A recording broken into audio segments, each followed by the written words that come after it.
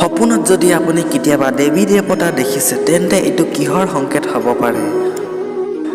যদি আপুনি সপোনত ভগৱান বা দেৱী দেৱতাৰ সপোন দেখে তেতিয়া ইয়াৰ অৰ্থ কি? সপোন শাস্ত্ৰ অনুসৰি সপোনৰ বিষয়ে মহত্ব আছে। এই সপোনবোৰ আপোনাক কিবা নহয় কিবা ভৱিষ্যতৰ বিষয়ে সংকেত দিয়ে।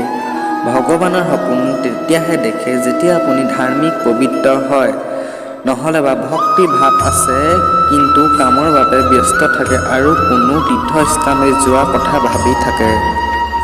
ভগৱান বিষ্ণুক অৰ্থাৎ কৃষ্ণক যদি আপুনি সপোনত দেখে তাৰ অৰ্থ হ'ল আপোনাৰ ভাগ্য উদয় হ'ব গৈছে।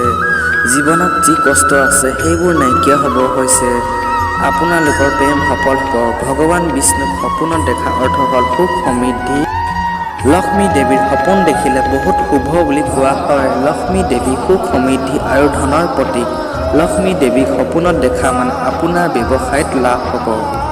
ভগৱান ৰামক সপোনত দেখা মানে সোনকালে জীৱনত কিবা সফলতা পাব।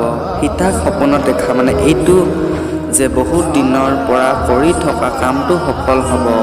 ভগৱান শিৱ যদি আপুনি সপোনত শিৱক দেখিছে তাৰ অৰ্থ হৈছে আপুনি ভক্তি মাৰ্গত উন্নতি কৰিছে, লগতে পাপ আৰু বিপদ নাইকিয়া হোৱাৰ সম্ভাৱনা আছে। যদি আপুনি হনুমানক সপোনত দেখে তেতিয়া আপুনি ভয়ৰ ওপৰত জয় লাভ কৰিব, লগতে শত্ৰুৰ নাশৰো সংকেত। দেৱী দুৰ্গা সপোনত অহা অৰ্থ শক্তিৰ প্ৰতীক, লগতে ৰোগৰ বিনাশৰো সংকেত। ব্ৰহ্মাক সপোনত দেখা অৰ্থ হ'ল জীৱনলৈ আনন্দ আহিব।